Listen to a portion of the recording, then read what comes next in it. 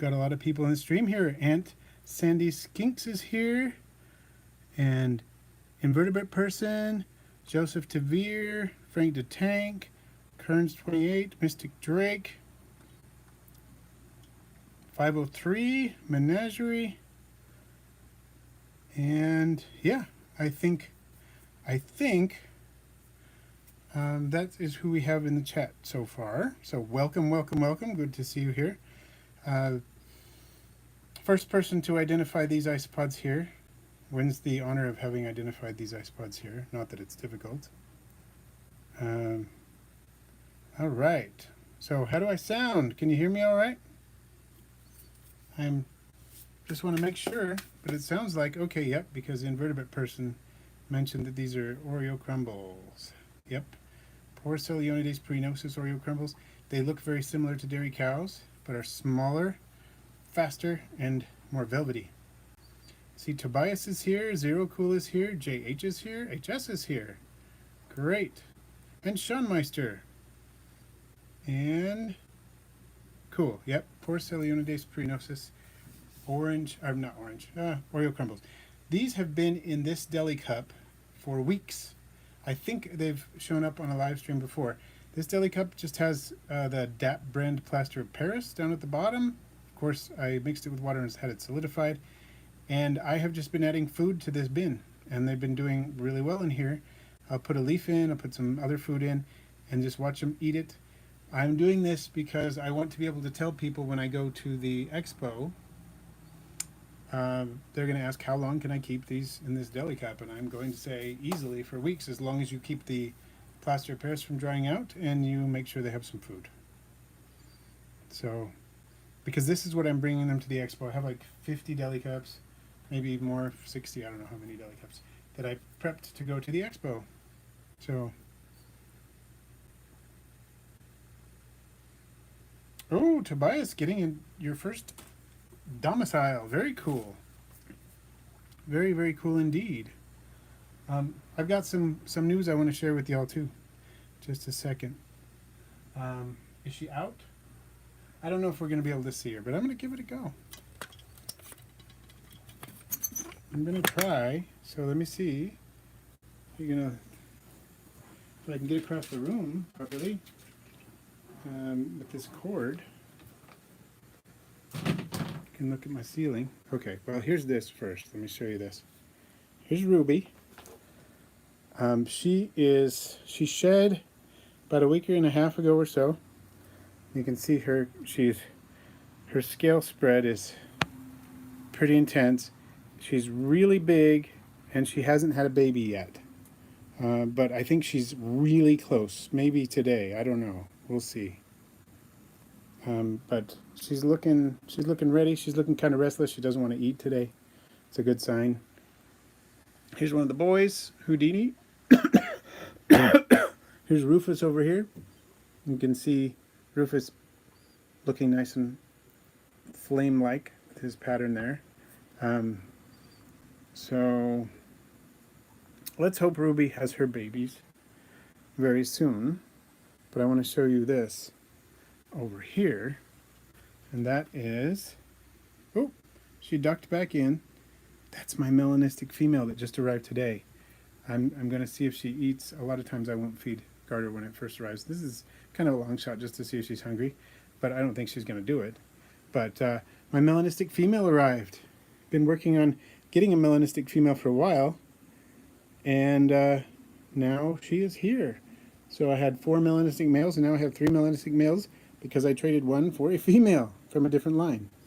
So 24-hour live until her babies appear. That would be cool, especially if we could catch that live. Yeah, I would love to go live if she has her babies. That would be so cool. I've never caught her online, or I've never caught her on film having babies. Caught them very shortly afterwards. But I would love to do that. Yeah, everybody should guess Ruby's date. Guess Ruby's date and then post it in the comments of this video after the live. You can put it in the live, but also put it after the live so it's easier to track down. And we'll see if anybody's right. So, oh, and guess how many babies too. Yes, definitely guess how many babies. And just to give you some data to help create your guess, her first clutch of babies was 21. I think there were 22, but one was stillborn. She had 28 the next time with 0 stillborns, and 29 the next time with 1 stillborn. And no slugs in any of those as far as I know. So, and then there was the one fall clutch where she just had 1, which was weird, but so there you go. Generally, she gives birth early Monday morning is what I usually find out.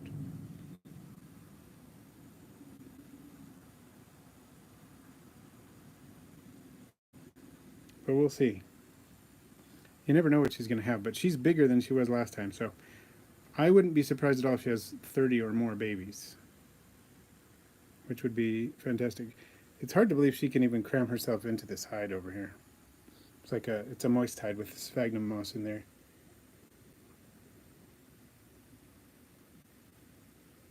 So Aunt Sandy Snake says after midnight tomorrow and 26 babies.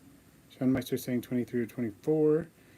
Mystic Drake says 27 babies plus 1 slug on the 27th. Predator Person 28. Okay, we've got some guesses here. Sweet deal. I like it. I like it. I want to see what happens. So pretty exciting. I'm going to come back over here. We're going to do some Isopod stuff, but I just wanted to kind of point that out. Kearns is going to go with 25 babies on the 26th. What do we win? Ooh, good question. Half of me is tempted to say you should win a baby, but that wouldn't be proper because not everybody who guessed is in the market for one or would be ready for one or whatever.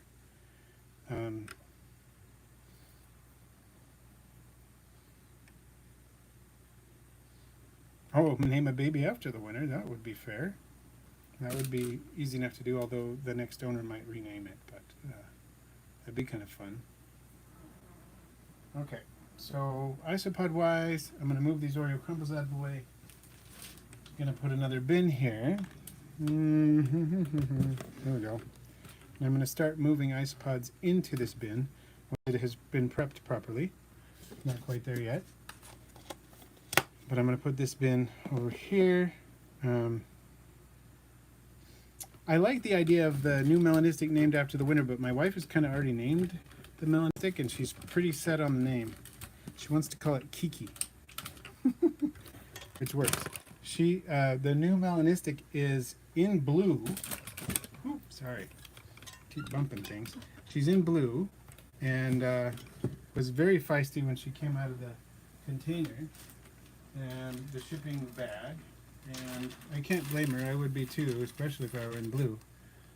But it was kind of funny, and my wife says Kiki is the way to go.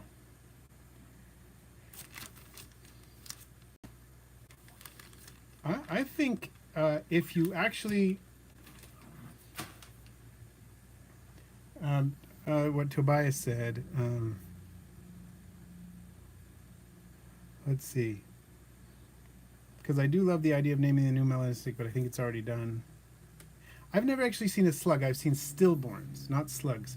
So stillborns, when they're a fully developed baby in the sac, the amniotic sac still, and they're just dead. I've seen a couple of those, but I've never actually seen a slug. So, discount on buying a baby though, Tobias, I think maybe we could do that. That makes a lot of sense to me, because then I feel like whoever's getting it was going to get one anyway. We could do that. If you guess the date and the number, we could do a decent discount on the baby, like a $25 discount. That makes sense to me. What do y'all think about that? If you correctly guess the date of birth and the number of babies, you get a $25 discount on a baby, on one baby.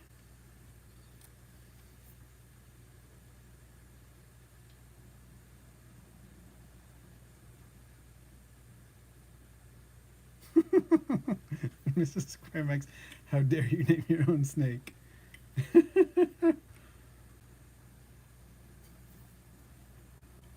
Shaniqua, oh, that's cool. Okay. Sorry, I'm trying to get some more leaf litter out of this thing here, and it's not working. Well, that's not what I meant to do. Darn it. Okay, I think it'll be fine though. So let's see.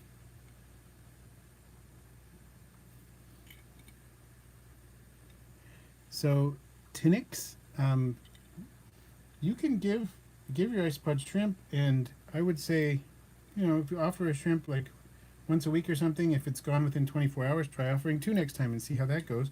And if they don't finish the 2, then stick with 1. And if they finish the 2 within 24 hours, then do 3 and just keep going like that until you settle on the quantity. And then as the population grows, of course, you'll need to modify that, because as the population grows, you can add more. So that's a good formula for taking care of that. And there you go. Hopefully that helps.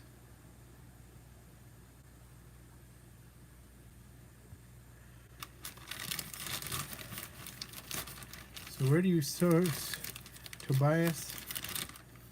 Well, I get plenty of free yard litter myself, so I'm not sure. I don't buy litter. I sell it. So I get some pretty good leaf litter because we don't spray the plants.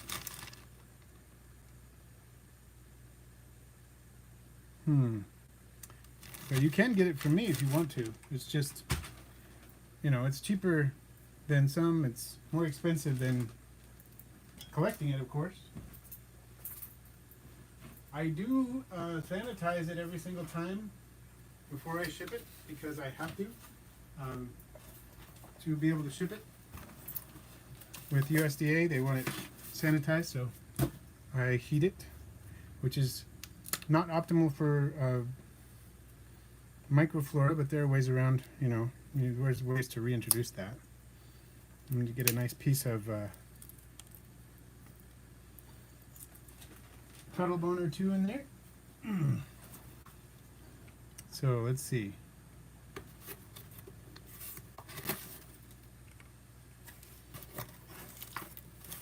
So Theropod has mixed Scaber Dalmatians and some Scaber Ghosts. Interested to see how that works.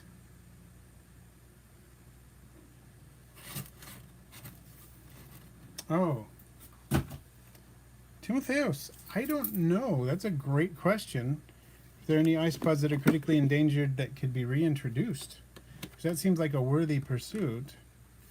I know there are some isopods that are, you know, in trouble, and I don't know the exact status, but like Pseudolaureola atlantica, the St. Helena spiky isopod, is, you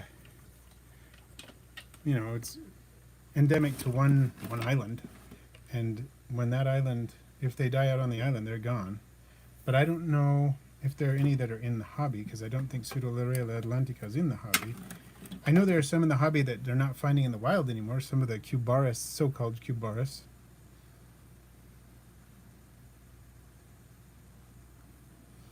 Okay, so what I'm working with now, you can see, are some Cubaris species Panda King. I've been raising them in a small container, had them moved temporarily into a small container, and now I'm moving them back in. You can see there are plenty of springtails in here.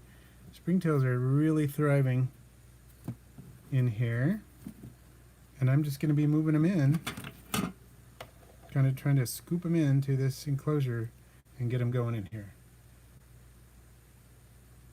So the fluffy Corfu isopod, Trichodilidium, I've never heard of that one that I can think of.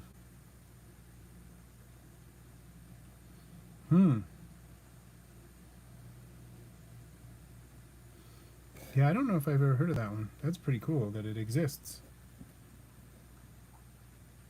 A fluffy isopod. So, a pine. Have you had any interest in culturing different types of springtails? Well, that's a good question. I feel like I have cultured a few different kinds of springtails. I haven't gone really heavily into the springtail culture craze, which I think is pretty cool that there's a lot of springtails out there, and a lot of them are really interesting looking. like the bright red ones, the bright yellow ones, the orange ones. There's pink. There's lots of different colors, you know, of these springtails, and I think they're super cool. But there's a couple of reasons why I haven't gotten heavy into it.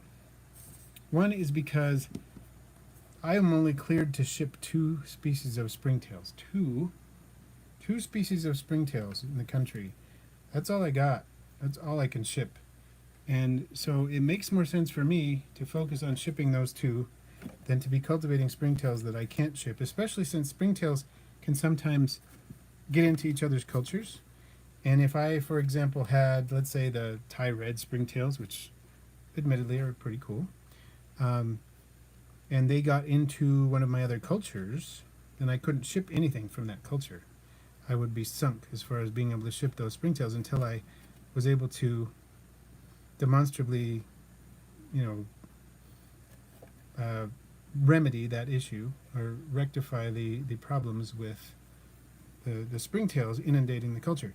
So there's that. Another thing is that while I am, you know, my vision is not quite as good as it used to be. It used to be really, really good. Now I have to wear glasses for reading and, you know, small things. And I am wearing glasses right now to do this. And I feel like springtails are small enough that I don't think I would fully get the impact without using like magnification lenses beyond my glasses. And so I'm mostly just working with the utilitarian springtails. Secobria, which used to be called Sinella. Secobria tenebricosa, I think it is. Sinella curviceta is the older name, and Fulsomia candida. I've worked with that quite a bit because I have permits for those, and that's really what's going on. Okay, so I'm trying to catch up. You know, entirely yellow gestoy. I've seen them. There's somebody in Sweden who developed them, I believe, and that person, don't remember the gender identity of that person at this point, but I think perhaps she, but I don't want to mess it up, said that they had developed these completely yellow gestoy, sent me the pictures. They were absolutely stunning, and said they would be happy to send me some, but getting them from Sweden to the US isn't all that easy. Possible, I suppose, but not easy.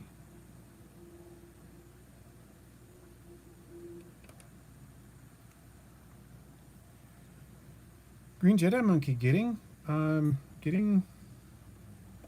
rubber duckies. I would definitely say try to make sure you have good air flow, but also don't let them dry out. Nice, deep, nutritious substrate with some rotting wood, flake soil, things like that in it. I love the BioLives myself for that. I think that would be a great substrate for your duckies. They don't need a big, heavy chunk of limestone on the surface, although some calcium would not go amiss. Whether you mix that into the substrate or you provided them calcium some other way, like Cuttlebone or whatever. And those would be my tips, I guess. Probably could think of some other tips as I sit here, but those are some of my main tips that I would think of. I'm going to change the chat to live chat so more people can do it.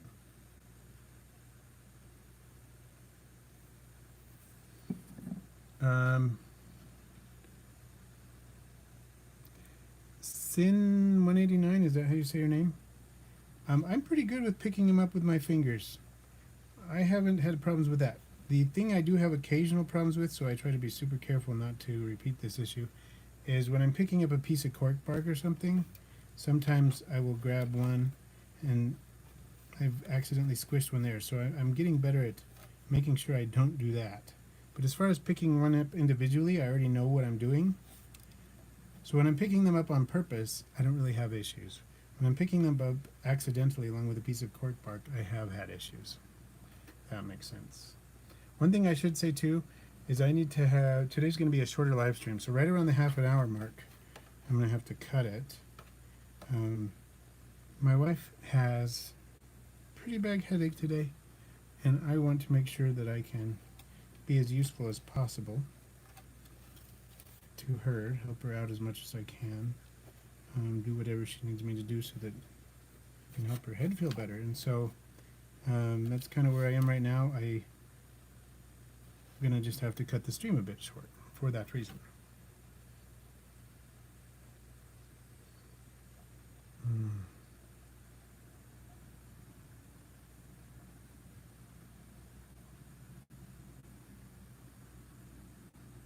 So Aqua Garden's in, you're noticing seasonality with your Pak Chongs, huh? So Duke and Enzo, I think 50 probably makes sense. The more you can get to get a colony going, just like I've talked about in some of my videos with isopods. If I can get a 60 count of them when I start out, I'm happy. And I haven't always been able to do that. But it's so much easier to start with a 60 count than it is a 6 count or a 12 count or a 15 count or a 20 count. It just is so much easier, vastly, vastly easier. So I do recommend starting with as many isopods as you can and as many springtails as you can. It totally makes sense. I've heard the number 15 too, and I've also started with. And thank you everyone for the support that of leaving early to be able to help my wife out. I appreciate that, and I'll let her know that you want her to feel better.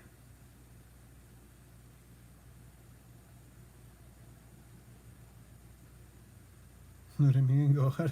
The aquatic ones just freak you out. Well, most of them are doing pretty well. Yeah, we're.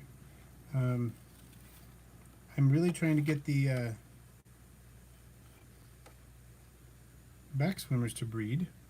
They're eating like crazy. I'm dumping like hundreds of Daphne in there a week, and that's not an exaggeration. They are eating them all. Put about 100 in at a time, almost every day. And on the days I don't put those in, I put fruit flies in. And they're just downing them. They're pounding those things down, which is great. That's what we want. We want them to have good appetites, be healthy, eat well. They're doing well. So Theropod Hunter, I wonder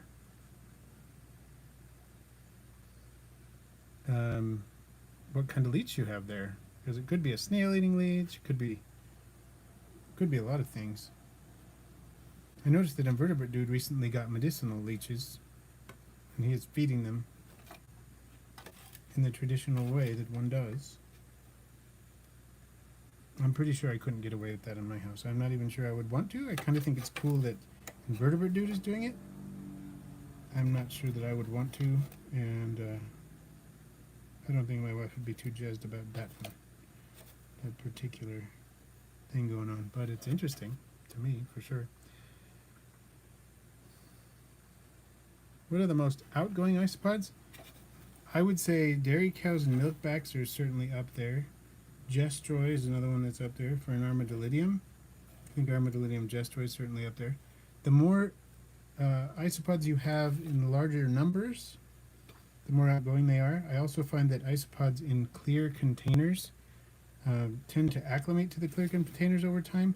If you have them in a translucent container and you only look at them when you open it, that they tend to be, a little more nervous when you open it. But if you have a container that's transparent, you can look right into it, that you can see them running around a lot, even when, without disturbing the enclosure, and they'll be out and about a lot. Like right now, I can see my Armadillidium Klugii Dubrovnik, and there's a whole bunch of them out because they're in a glass, or not glass, but a translucent container, and they're out and about doing their thing.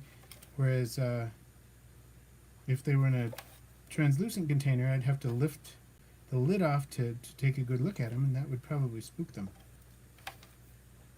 So even if they were out, they wouldn't stay out. You see what I'm saying? That species can be pretty outgoing.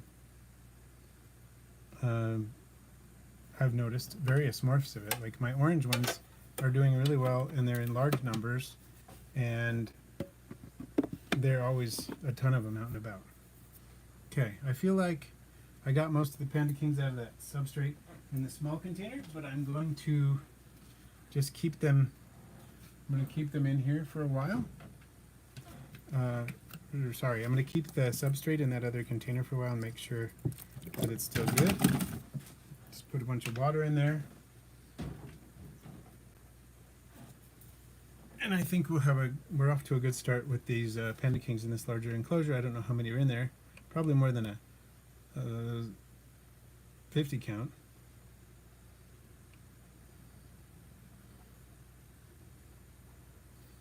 So, Sabian, Nuttall, it is normal. Isopods in small numbers tend to be much less bold than isopods in larger numbers. That just tends to be true. There are species that are bolder and things like that, but yeah, the larger numbers tend to be far more bold. You'll get a lot more activity from them and a lot of visibility, better visibility. So that is true in general. Small numbers, not so much. Here, let's see if I can show you what I got going over here.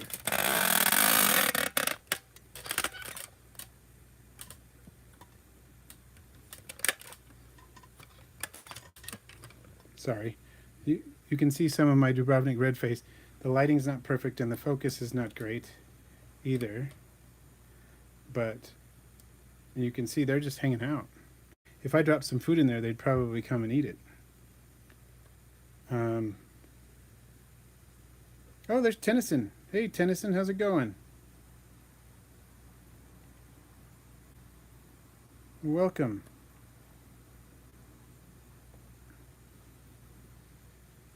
And Duke and Enzo, the Iggies, yes, Roach Crossing has some amazing info. Kyle has been keeping isopods, breeding isopods, selectively breeding isopods for longer than most, including me. So you can find out some fascinating things from him. I find that I learn a lot from Kyle. I love listening to his roach wiggles and his auctions, and some of the stock that I have is from him. For example, my Armadillidium nasatum orange are from him. What else do I have from him?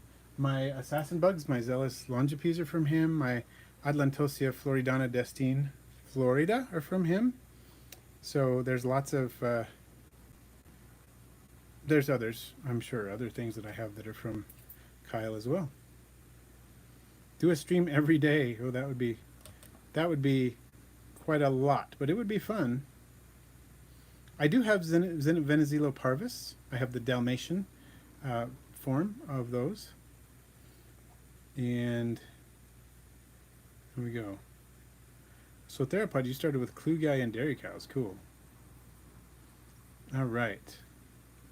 Sorry, I know you can't see those extraordinarily well.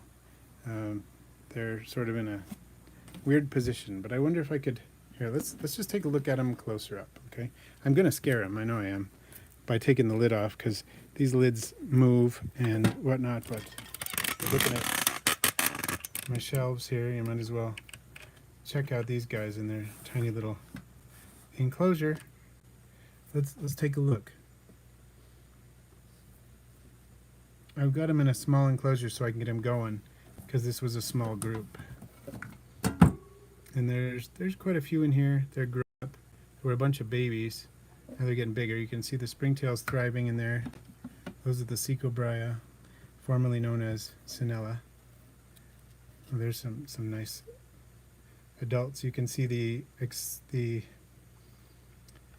additional red that goes across the backs of their segments in many specimens, like the one that's right in the center of the screen, more so than in like Montenegro locality.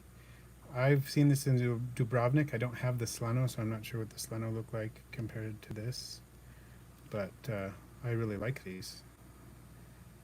Let's see. I don't have Arizonicus, Venizilo Arizonicus yet. Do I have any mantises? I have had them. I don't have any at the moment, but I'm probably planning on getting one or two this summer.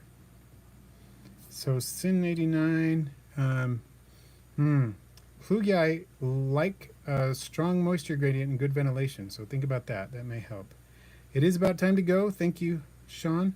I'm going to go take care of my wife and help her feel better. thank you all for joining in, and be sure to watch my video on Friday. It is about two different Armadillidium vulgariomorphs, a comparison video. So I hope you enjoy that, and catch you all later. Have a good one.